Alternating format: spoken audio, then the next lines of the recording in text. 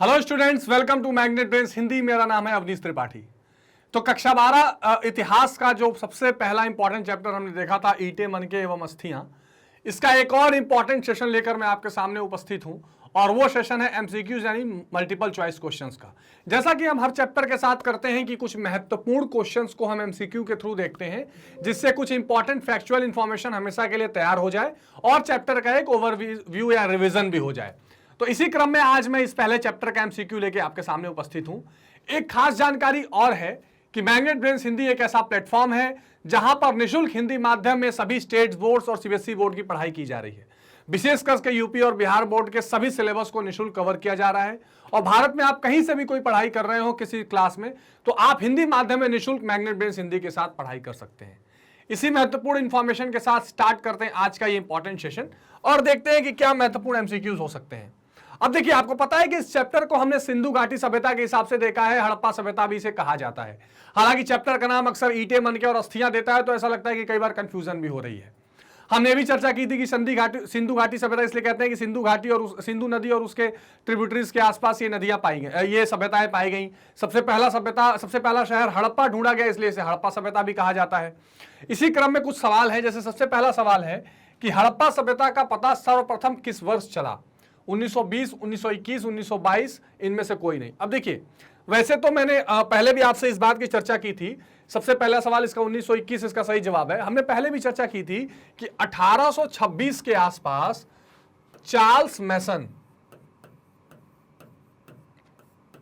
मैसन ने सबसे पहले पत्रिका में इसका चर्चा किया था। ठीक है, 1853 में 1853 के आसपास जो बर्टन बंधु ये एक इंजीनियर थे। रेलवे जब कराची और लाहौर के बीच में रेलवे लाइन बिछ रही थी, उस बीच इन्होंने बहुत सारे ईंटों की खोज की, इन्होंने थोड़ी चर्चा की। फिर 1856 के आसपास कनिंघम, जो सबसे पहले पुरातत्व विभाग के हेड थे, उन्होंने थोड़ा इसमें प्रयास किया, लेकिन सबसे आशातीत सफलता जो मिली वो 1921 में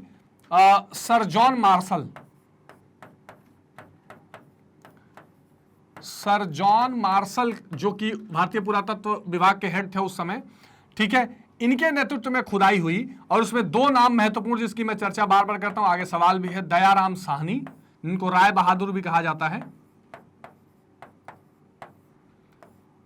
ठीक है, और राखलदास बनर्जी।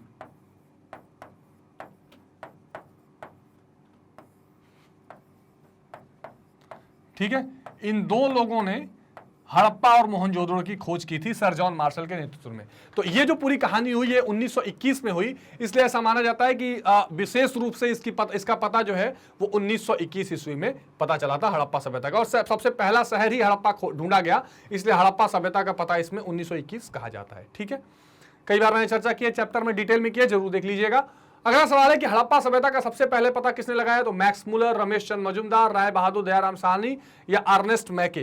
तो इसका सही जवाब हो जाएगा राय बहादुर दयाराम साहनी। अर्नेस्ट मैके भी बहुत महत्वपूर्ण रूप से जुड़े हुए हैं इस पूरे प्रकरण से, लेकिन सही जवाब इसका हो जाएगा राय बहादुर दयाराम साहनी। और फिर ईयर हमारे साथ बोलिए 1921। ठीक है, ये बार बार इसकी चर्चा की जाती है। चलिए अगला सवाल जल्दी कमेंट सेक्शन में बताते रहिए कितने सही आपके हो रहे हैं। हड़प्पा नामक पूरा स्थल का उत्खनन सबसे पहले किसने कराया? राय बहादुर साहनी, राखलदास बनर्जी, अर्नेस्ट मैके, जॉर्ज डेल। तो एक बार फिर वही सवाल इंपॉर्टेंट, तो राय बहादुर दयाराम साहनी। ठीक है, तो इसका सही जवाब क हो जाएगा। मोहनजोदड़ो का सर्वप्रथम पता किसने लगाया? तो कनिंघम, हेमचंद राय चौधरी, दयाराम साहनी, राखलदास बनर्जी। तो ये 1922 में, अगले वर्ष जो है, ये राखलदास बनर्जी ने इसका पता लगाया और ये उत्खनन हो रहा था किसके नेतृत्व में? Sir John martial. तो सही जवाब इसका क्या हो जाएगा? घ राखलदास बनर्जी। ठीक है, चलिए अगला सवाल है कि हड़प्पा सभ्यता की खोज के समय भारतीय पुरातात्विक सर्वेक्षण के डायरेक्टर जनरल कौन थे? अभी मैं आपसे बता रहा था कि जो हमारा आर्कियोलॉजिकल सर्वे ऑफ इंडिया था उसके डायरेक्टर जनरल उस समय कौन थे? तो कनिंघम तो पहले रह चुके थे, जॉन मार्शल, आई.एम. व्हीलर, इनमें से कोई नहीं। तो सही जवाब क्या हो जाएगा? John Marshall. और ये खोज किया हुआ 1921 में। उस समय जो ये डायरेक्टर जनरल थे भारतीय सर्वेक्षण के, पुरातात्विक सर्वेक्षण के, वो जॉन मार्शल थे, इसलिए प्रमुखता से इनका नाम लिया जाता है। अगला सवाल है भारतीय पुरातात्विक सर्वेक्षण के प्रथम डायरेक्टर जनरल कौन थे? तो अभी हमने चर्चा की, ये बहुत बार कॉम्पिटिटिव एग्जामिनेशन में ही पूछा जाता है। तो इसका सही जवाब क्या हो जाएगा? इसका सही जवाब हो जाएगा कनिंघम। ठीक है। लेकिन इन्होंने क्या किया, इनसे थोड़ी सी चूक हो गई। इन्होंने जो चीजों को खोजा उसको वो उतना पुराना नहीं बता सके। उन्होंने उसको वैदिक काल से संबंधित जोड़ दिया। उन्होंने बोला कि ये बाद की सभ्यता है ना। वो नहीं जोड़ पाए कि ये ईसा से 600 या 800 या 1700 ईसा पूर्व की ये सभ्यता है, या इतना विकसित सभ्यता उस समय हो सकती है, ऐसा कोई इन्होंने अनुमान नहीं लगाया। इसीलिए, लेकिन जब सर जॉन मार्शल के नेतृत्व में खोज किया गया तो उन्होंने एग्जैक्टली बताया कि ये इतना पुरानी सभ्यता है, ये तरह से ये काम करती थी, या इस सभ्यता की ये विशेषताएं थी। लेकिन कनिंघम ने जो कुछ ढूंढा उसको वो उतना पुराना रिलेट नहीं कर पाए, उतना व्याख्या ठीक से नहीं कर पाए, यही थोड़ा सा चूक रह गया। इसलिए असली श्रेय किसको चला गया, जॉन मार्शल को चला गया। अगला सवाल है, निम्न में से कौन सा पूरा स्थल हड़प्पा सभ्यता के समय में बंदरगाह था? बहुत इंपॉर्टेंट क्वेश्चन है, कई बार पूछा जाता है। तो हड़प्पा, मोहनजोदड़ो, ये जो दोनों, ये दो जो जगह है, ये कहां है? ये पाकिस्तान में है, ठीक है। कोटडीजी ये भी पाकिस्तान में है, और ये लोथल जो है ये आज के गुजरात भारत में है, ठीक है। तो यहां पर बहुत महत्वपूर्ण क्या ढूंढा गया है, यहां पर जहाजों के गोदी, जहाजों के लिए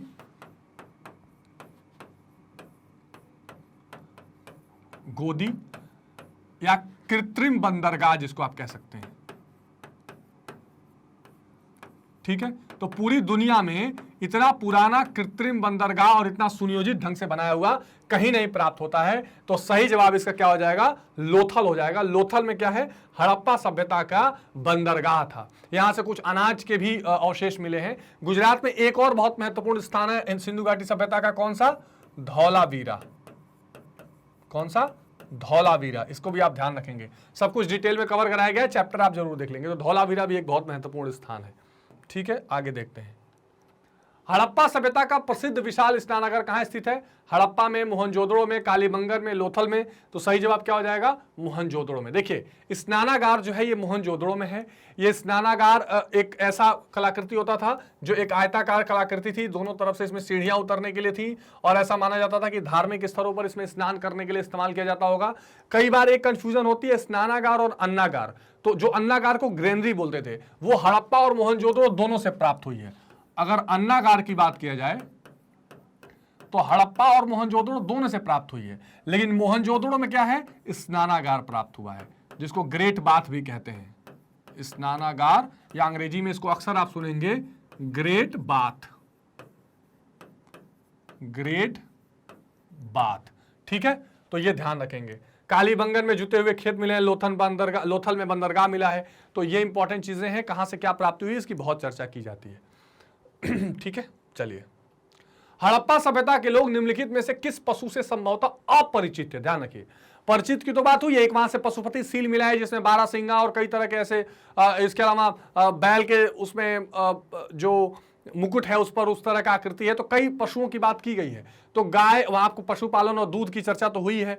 बैल, ऐसा दिखाया गया बैल प्राप्त हुए हैं, तो बैलों को जुताई के लिए इस्तेमाल किया जाता था। इसके अलावा भैंस, लेकिन अश्व यानी कि घोड़ा जो है संभवतः वह घोड़ों से परिचित नहीं थे, घोड़ों के कोई अवशेष वहां पर प्राप्त नहीं हुए हैं। हड़प्पा सभ्यता के पुरा स्थलों में प्राप्त मुहरों पर निम्नलिखित में से कौन सा पशु अंकित नहीं है? हाथी, बारहसिंगा, वृषभ और अश्व। तो सही जवाब हो जाएगा अश्व। इसीलिए ऐसा माना जाता है कि अश्व से वो लोग परिचित नहीं थे, बाकी बारहसिंगा, हाथी, वृषभ ये सारे इस पे थे। कमेंट सेक्शन में बताइए कि कौन कौन से पशु उस पशुपति सील पर पाए गए हैं, जल्दी बताइए कमेंट सेक्शन में करके। अगला सवाल है, हड़प्पा सभ्यता का नगर था 2 स्तरीय, 3 स्तरीय, 1 स्तरीय, इनमें से सभी? तो जाहिर सी बात है वो क्या था, 2 स्तरीय था, ठीक है। एक पश्चिमी भाग था, पश्चिमी भाग, और एक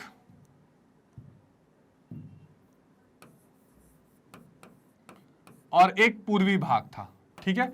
2 भाग में इस तरह से डिवाइड किया गया था। एक जो है वो दुर्ग या प्रशासनिक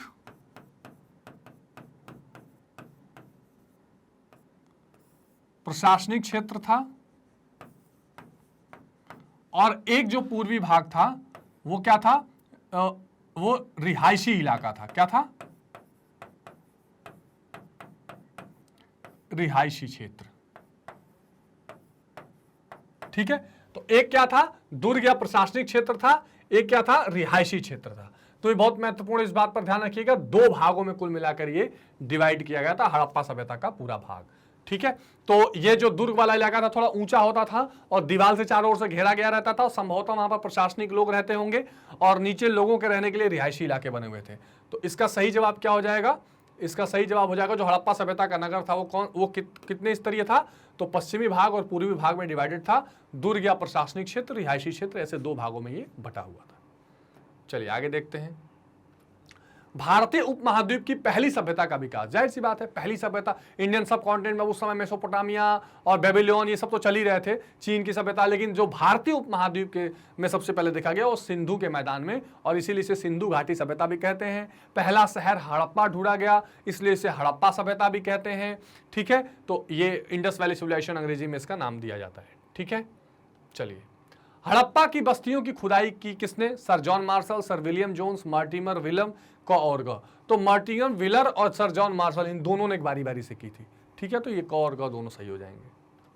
सिंधु घाटी सभ्यता की जुड़वा राजधानी थी मोहनजोदड़ो और चुंदड़ो, हड़प्पा और लोथल, हड़प्पा और मोहनजोदड़ो, लोथल और कालीबंगा। तो देखिए जो सबसे दो महत्वपूर्ण शहर देखे गए हैं जिनको माना जाता था कि शायद ये राजधानी के तौर पर काम करती होगी।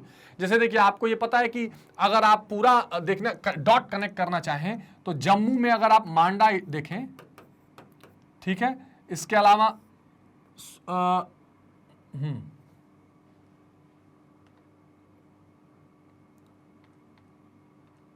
हाँ, इसके अलावा सुतकेगडोर,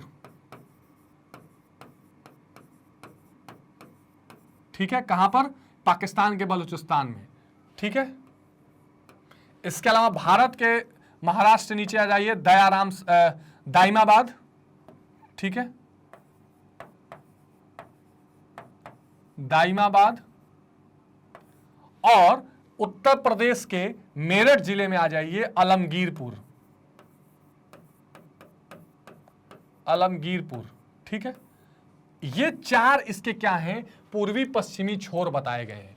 13 लाख वर्ग किलोमीटर की लगभग एरिया में। तो ये पाकिस्तान में है, ठीक, ये मांडा, ये कहां है, ये आपको एक तरह से मिल जाएगा जम्मू कश्मीर में।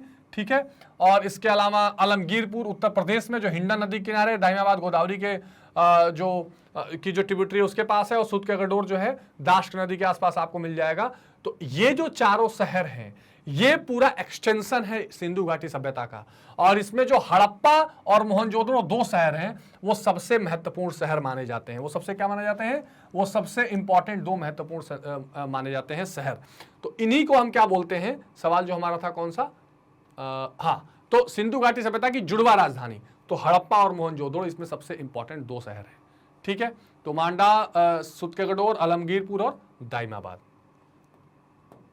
ठीक है, अगला सवाल है, निम्न में से किस पुरातत्वविद द्वारा हड़प्पा में खुदाई संपन्न कराई गई, Dayaram Sahni, S Vats, Mortimer Wheeler, इनमें सभी। तो हड़प्पा में दयाराम साहनी, ठीक, और बाद में इनका इस्तेमाल मार्टिमर व्हीलर और एम वेट्स ने भी इसमें मदद की, तो सबका नाम इसमें आ जाएगा। ठीक है, हड़प्पा सभ्यता की संभवतः सबसे प्रसिद्ध कलाकृति नृत्य की मुद्रा में नग्न स्त्री की एक कांस्य मूर्ति, कांस्य मूर्ति किसको कहते हैं, ये ध्यान दे, एक एक शब्द बहुत इंपॉर्टेंट है, ब्रोंज।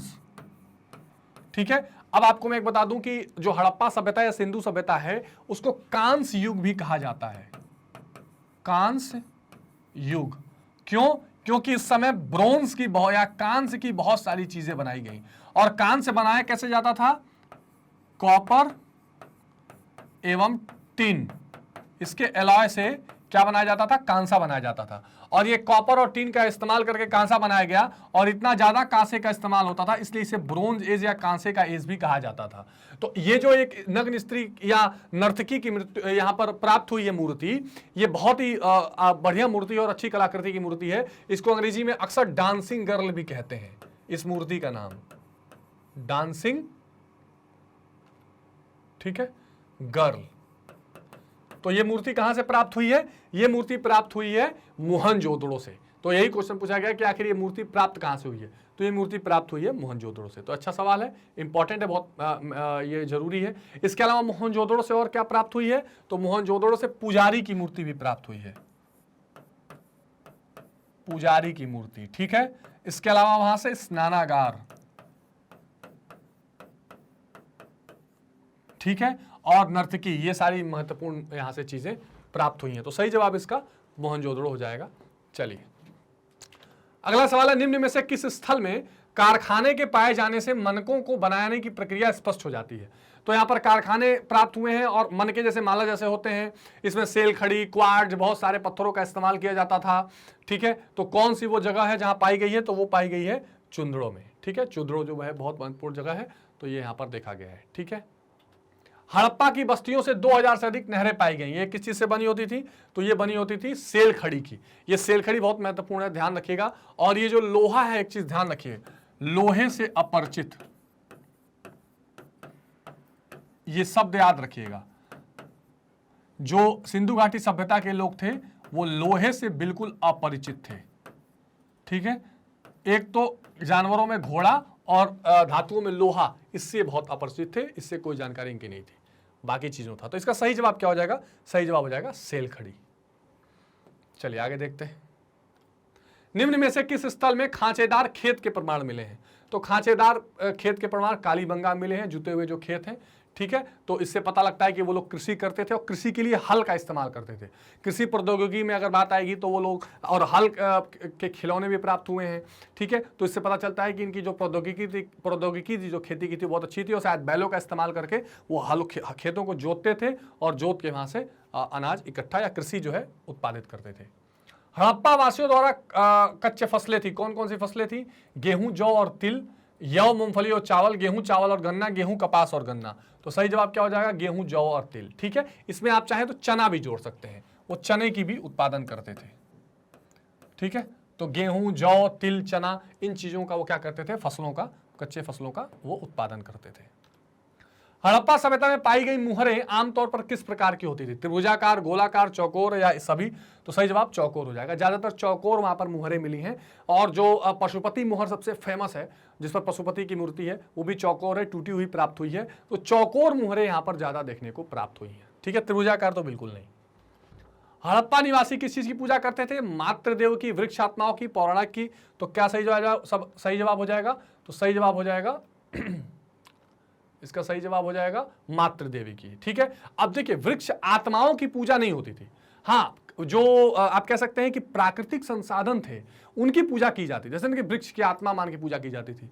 और इसमें इसके अलावा जैसे सूर्य हैं, सूर्य की पूजा करते थे। इसके अलावा शिव की, ठीक है, बहुत महत्वपूर्ण डायटी थी ये, शिव की पूजा। ठीक है, प्रकृति की और मातृ की पूजा। ठीक है, तो ये सारी चीजें वहां पर दिखाई पड़ती थी। बहुत महत्वपूर्ण सवाल है। हड़प्पा सभ्यता में शव साधारणतः किस दिशा में रखकर दफनाए जाते थे? पूर्व पश्चिम, उत्तर पूर्व, उत्तर दक्षिण, दक्षिण पश्चिम? सही जवाब इसका उत्तर दक्षिण हो जाएगा। तो उत्तर दक्षिण में आकार करके वहां पर शवों को दफनाया जाता था या उसका समाधान किया जाता था। एक चीज ध्यान रखिएगा कि 3 प्रकार का समाधान वहां पर होता था। 3 प्रकार का शवाधान। किस किस तरह से? एक तो होता था दफनाना, लाश को क्या कर दिया जाता था? सीधे सीधे दफना दिया जाता था, यानी कुछ जरूरत की चीजों के साथ उनको दफना दिया जाता था। दूसरा, इसमें क्या करते थे? कुछ देर को लिए शव को छोड़ देते थे, पक्षी या जानवर उसको खा लेते थे, बची हुई चीजों को, तब हड्डियों को दफनाया जाता था। ठीक है, तो एक तो अस्थियों को दफनाया जाता था, एक ये हो गया। और तीसरा क्या होता था? जलाकर राख को भर के रखना। तो दफनाना, जलाना, और एक दफनाना ही था लेकिन अस्थियों को। ठीक है, तो एक तो अस्थियों को दफना दिया जाता था।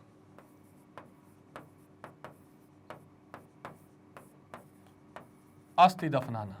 अब देखिए, बहुत बार ये सवाल पूछा गया है कि हड़प्पा सभ्यता के किस चीज से वहां के सामाजिक अंतर का पता लगता है? तो ये समाधान से ही पता लगता है, क्योंकि समाधान शव के साथ जो जरूरी चीजें दफनाई जाती थी उसे पता लगता था कि उनका स्टेटस क्या है। कई बार बहुत सारे हीरे जवाहरात, या हीरे जवाहरात तो नहीं, मतलब कि जो आभूषण थे, उन आभूषणों के साथ उनको दफनाया जाता, तो लगता था उच्च वर्ग के हैं। कई लोगों के पास बस जरूरत की चीजें दफनाई जाती थी। फिर उसके बाद जो उनका कब्र बनाया जाता था, कई बार वो ईंटे की चिनाई की हुई रहती थी, कुछ लोग साधारण होते थे। तो ये जो सामाजिक जो अंतर है वो समाधान के माध्यम से देखने के लिए मिलता था। अगला सवाल है, हड़प्पा कहाँ है? सीधे तो पाकिस्तान, भारत, नेपाल, भूटान। तो जाहिर सी बात है ये पाकिस्तान में है।